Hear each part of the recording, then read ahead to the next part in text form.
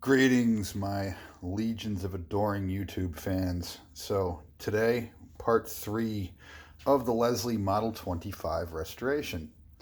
Right now, the amp, we've already assessed it in the previous video, so we know we're going to order a new filter capacitor for that. I tested all these coupling caps. They're fine. I looked up their specification. They're Mylar film, so they should be very, very stable. And I repaired the broken coil wire. Remember, the solid core wire coming out of that coil was soldered directly to the relay previously, and because the relay is shock mounted, that eventually fatigues and breaks because it's a single strand solid core. So what I've done down there is I have soldered some stranded wire to the solid wire, shrink wrapped it, and then glued the whole thing down directly to the plastic coil clamp with some rubber cement. So that's tacked down there now and connected via stranded wire, and when you wiggle this around, the solder joint to the stranded wire, which is way down here, doesn't move at all because it's glued. So that should solve that problem. I've cut out the 200 microfarad at 50 volt capacitor. That's going to get replaced. Really not a whole lot to report there. So this episode is more about the motor and the rotor. So let's talk about the motor. The motor is a standard synchronous motor, possibly with a shade pole. I don't know. I didn't open it up, but it always starts in the same direction, and I do not believe it has a capacitor inside. I could be mistaken about that because I'm getting lazy and I'm not going to open the motor up. And the reason I'm not going to open the motor up is because I was able to get it well and truly clean with both a toothbrush and compressed air. I got all of the cooling fins in there cleaned out, and all of the dust bunnies that were attached to the felt oil pads, which there's one on that bearing and there's one on that top bearing there. Those seem fine. So this motor, the bearings aren't perfect. They're not like completely smooth. I mean, they are completely smooth, but they're not completely, how shall I say, frictionless. And that's probably partly because this thing hasn't been oiled in a while. So what you want to do if you have one of these, and this is just a single speed Hammond motor. Pardon me for the jiggly video. This is just a single speed single speed Leslie motor. So if you have a Leslie that's got dual speeds, you're going to have a pair of motors stacked on top of each other, and that's a totally different beast than this. This is much simpler and much more straightforward. When you're cleaning this, you should take note that the pulley in this case is original, and it's a solid piece of phenolic. Phenolic is very hard, very resilient stuff, but you don't want to clean it with oil. So while I was cleaning metal and stuff like that using WD-40, I don't clean the phenolic using that because it'll absorb it. And swelling probably isn't so much of a problem unless it decides to crack at the center because it's swollen, right?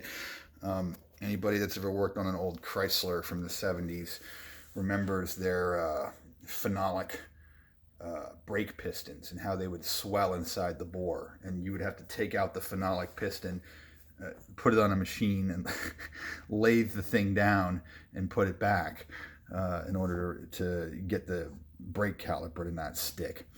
Anyway, so once you've cleaned out all the dust, there's one other little thing you got to take care of, and I've got it removed so that I could clean it, and this is the oiling, I don't know what you call it, it's the oiling device.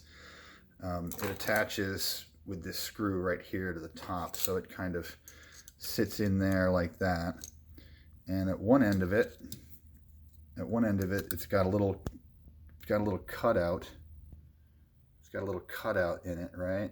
And that little cutout is aimed directly over this hole, and directly under that hole is a felt bushing that surrounds the bearing. And so that's how it delivers oil to the top bushing. The bottom bushing is oiled via this tube right here, which comes down and works its way in. At some point, I'll put this back on and show you another picture of it with it installed. But basically, you want to clean this thing out. You want to take out this little felt pad, which just slides right out, and use some WD-40 or something to completely clean it out, and then dry it and blow through that. Make sure that nozzle, that little brass nozzle there, isn't plugged. And clean this thing out real good, because you're going to want it to have a nice, fresh, clean supply of oil after you reinstall the motor. So that's pretty much the motor. On this particular one, you can see I've rigged up a power cord to those two prongs, the two furthest apart prongs on the plug. And so we can very quickly plug in this motor and test it and make sure that it's fine. And as we can see, it's fine. It's perfectly in balance. It's quiet. Only reason you're hearing it all is because it's sitting on a wooden bench, mounted with those rubber grommets. It will be pretty much silent in operation. So the motor's good. And speaking of the grommets, they are kind of important. So you want to check these out and make sure they're nice and soft and pliable. And these somehow still are. They feel almost brand new. I mean, they're nice and soft, not dried out and hardened at all. So that's important. If these are hardened up, you're going to want to replace them, because then the motor vibration will transfer into the speaker cabinet and it'll just be louder than it needs to be. Okay, so that's pretty much the motor. Clean out all the dust boogers, make sure all the cooling holes and impeller veins inside there are cleaned out, no dust. Clean out the oiling apparatus. Don't lose the screw that holds it in. And yeah, nothing fancy there. Moving on to the rotor. Well, first, before the rotor, let's check out the belt. This is the original rope style belt, and let's zoom in on it. It looks at first like it might be fraying a little bit, but it's actually just really, really dusty. This belt is not in terrible shape. The only way to really know, I mean, obviously if the belt is frayed, you want to replace it, right? The only way to know if it's too loose is to hook it up and run it. It didn't feel too loose when I took it out, so I have good confidence that this belt will clean up. Now, one might be tempted to wash the belt in water, because it is a rope after all, it is cloth. That runs the risk of it shrinking. That runs the risk of it shrinking severely, actually. So I'm going to try and clean it up as best I can without using any water. This is the upper bearing for the rotor, and we'll show the rotor in just a second. What this is it's just like a porous bronze bearing, sleeve bearing, right? It's just a bronze sleeve, and it's got a big felt chunk clipped onto it, clipped around it, that is supposed to be soaked with oil. So this is one of the other oiling places to oil this motor. The first place being, this felt pad here and this little reservoir, and the second place being this. That's the upper bearing. The lower bearing is an actual bearing, and there's two components to it. This is the original out of the unit right here. It's a pier bearing, and it still feels good. I mean, there's no chunky, there's no chunkiness there. It feels good, and it's probably fine and could be reused. But for comparison's sake, I've got a new bearing here, and the new bearing has about half the friction as the old one, even though the old one feels fine. And you compare it to the new one's got a lot less friction. And I don't know if it's enough of a difference to make a difference in how fast the rotor spins up, but it might. And in any case, if you also look at the rubber grommet in the middle, the hole is tighter on this one than this one. This one's kind of I mean, this rubber is still pliable and feels good, but it's stretched out compared to the new one. So as long as this new one actually fits in, and I think it will, I'm going to go ahead and replace that bearing. I've had this in my stash for about 10 years. I've got a pair of them actually for a Hammond that a customer wanted me to repair, but then never called me back. And this is the clamp that holds the bearing down, right? So two 3/8 inch nuts hold that in. You pull this clamp off, you pull the bearing out, and then you can inspect the bearing and replace it if you need to be. So that is the upper and lower bearings. Let's take a look at the other parts of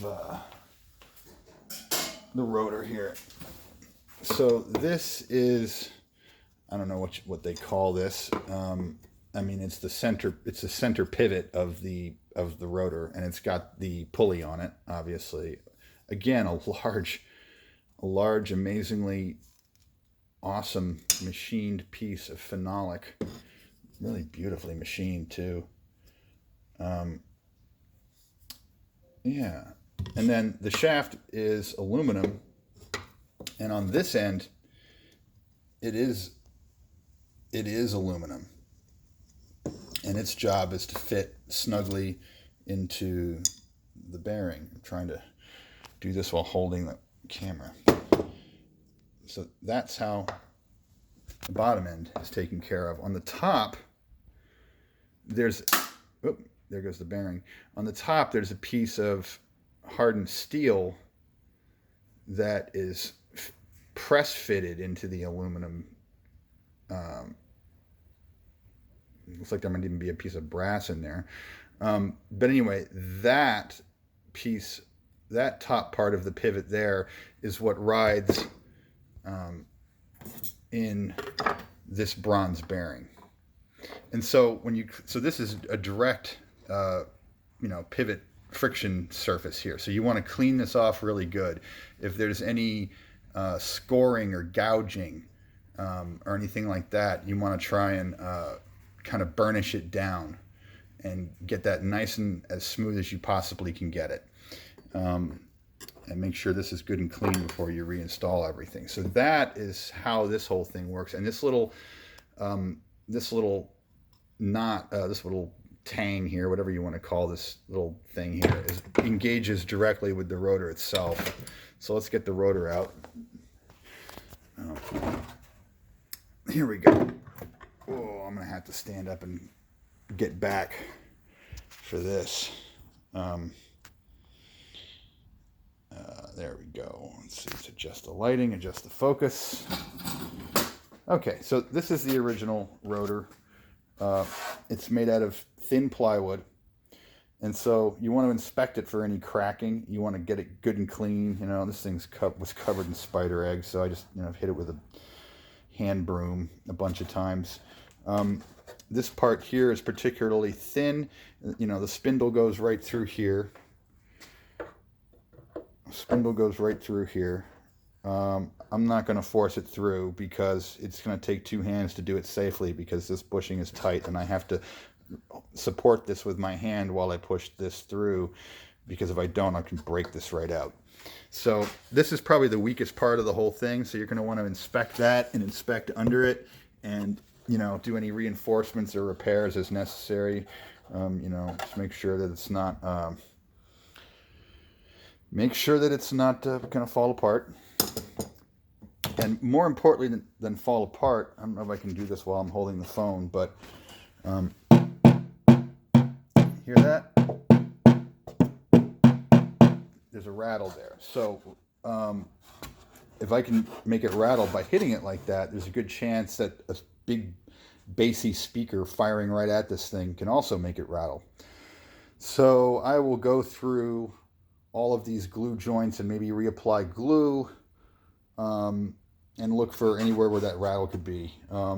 There's also, if you notice, some balancing weights placed here and here. So you get an idea of how you could balance this thing if it were out of balance, and checking it for balance is probably just as simple as you know, suspending it from the center on the bottom and seeing which way it tips. The balance doesn't have to be super perfect on these, but you don't want it to be completely off either. So that's pretty much how that works. You want to make sure that thing is glued together tight and that there's nothing loose on it that could rattle, and get it good and clean.